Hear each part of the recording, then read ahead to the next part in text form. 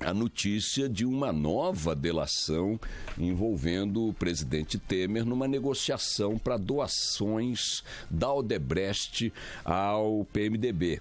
Desta vez, um ex-diretor de engenharia da Odebrecht, menos de uma semana depois daquelas denúncias iniciais de um diretor de relações institucionais da Odebrecht que repercutiram muito aí com aquela lista de apelidos e de denunciados de envolvimento com dinheiro na Odebrecht, não sei o quê, política, partido, doações legais, ilegais, dinheiro por fora, dinheiro por dentro, cunhado, assessor e tudo mais.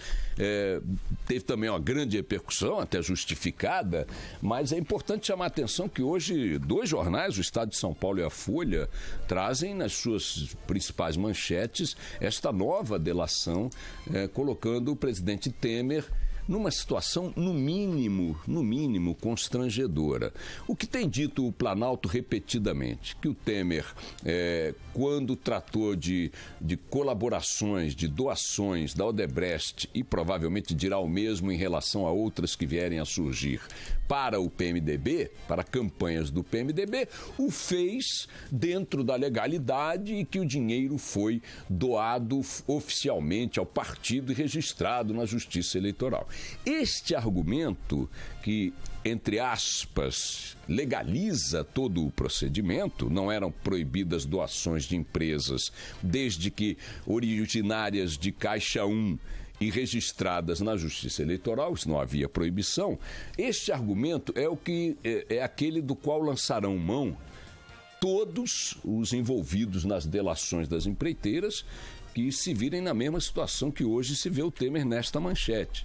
Se este dinheiro comprovadamente não tiver carimbo que o vincule a contratos concedidos em concorrências, a aumentos de desembolsos financeiros pela estatal em benefício daquela empreiteira, se esse dinheiro tiver de fato sido registrado cada centavo na justiça, se esse dinheiro tiver saído do caixa 1 das empresas, cria um bom arsenal de argumentos para a defesa dos denunciados. Sem dúvida, ter-se-á que encontrar neste procedimento algo que o descaracterize como crime perfeito. Porque se ocorreu com esse figurino, até pode ter sido criminoso, mas vai ficar difícil para a justiça carimbar a evidência de crime no procedimento. Afinal, ele saiu do Caixa 1, passou por um pedido do partido, como todos os partidos fazem a todas as empresas em todas as eleições, foi registrado no Tribunal Superior Eleitoral e tomou o destino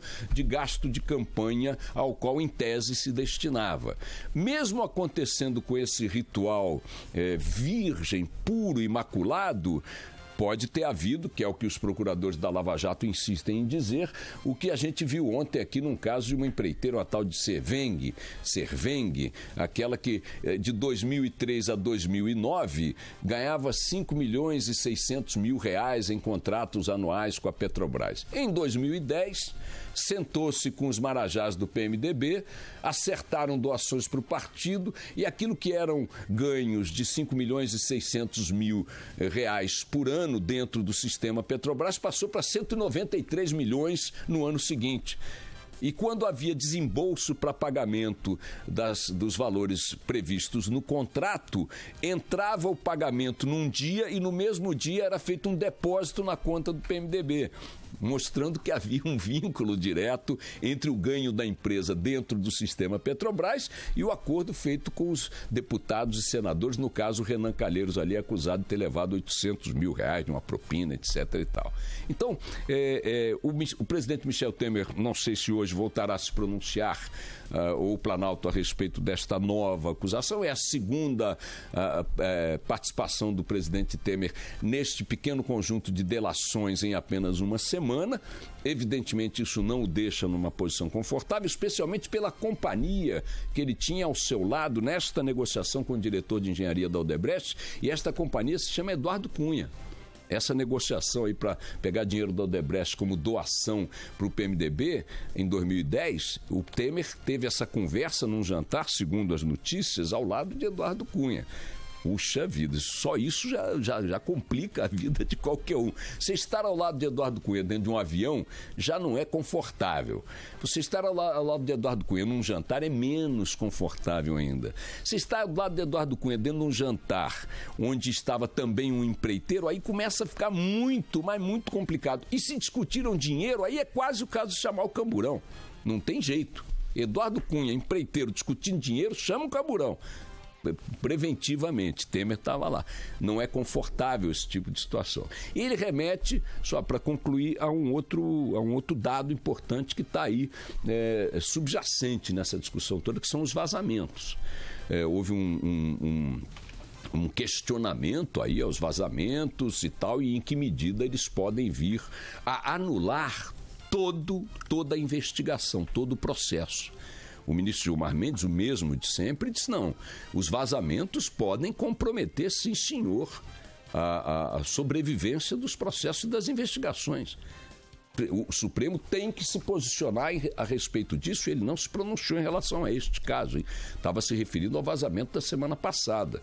Então, eu acho que essa discussão sobre a nulidade dos processos da Lava Jato, que tenham vazado para a imprensa, é uma discussão que vai esquentar e vai crescer logo depois do recesso ao longo de 2017. Eu não tenho dúvida disso. Muita gente poderosa vai querer anular os inquéritos, as investigações, os procedimentos da Lava Jato por causa do vazamento. E isso é um risco enorme que a gente está vivendo, até porque o vazamento pode ter sido, inclusive, tramado por quem tem interesse na anulação. Por exemplo, o advogado dos envolvidos, dos denunciados. O advogado tem acesso aos depoimentos, tem acesso à íntegra do acordo de delação premiada, solta isso para a imprensa e grita, anulou, vazou, que absurdo, democracia, etc. e tal. Finalmente, só para não deixar fora, o Senado agora também na reta final aprovou o andamento, né, Orengo, a tramitação desse projeto, né, que limita ao nível constitucional os salários pagos para todos os servidores federais, né, em todos os 3 poderes. O texto regulamenta, leio aqui no Bernardo Melo Franco na Folha, o texto regulamenta a norma da Constituição que determina que nenhum servidor pode ganhar mais do que o ministro do Supremo Tribunal Federal, ou seja, 38 mil reais arredondando. A senadora Cátia Abreu, defendendo a aprovação desse projeto, diz aqui o Bernardo, leu quais são algumas dos ganhos adicionais jabuticabas embutidos na folha de pagamento de suas excelências, sabendo-se, segundo o Globo, que de cada 4 magistrados brasileiros, minha gente, olha só, de cada 4 magistrados brasileiros, juízes, desembargadores e ministros, 3 ganham acima do teto. 3 de cada 4 ganham ilegalmente acima do teto, porque o teto é constitucional. E a senadora Cátia Abreu listou alguns desses ganhos. Vejam só: verbas de representação, parcelas de equivalência, parcela de isonomia, abonos, prêmios adicionais, anuênio, biênio, triênio, quinquênio, sexta parte, cascatinha, 25%, trientenário, quintos, décimos. Olha que maravilha. Ô, Orengo, você tem um trientenário aí para me emprestar? Quem dera, hein?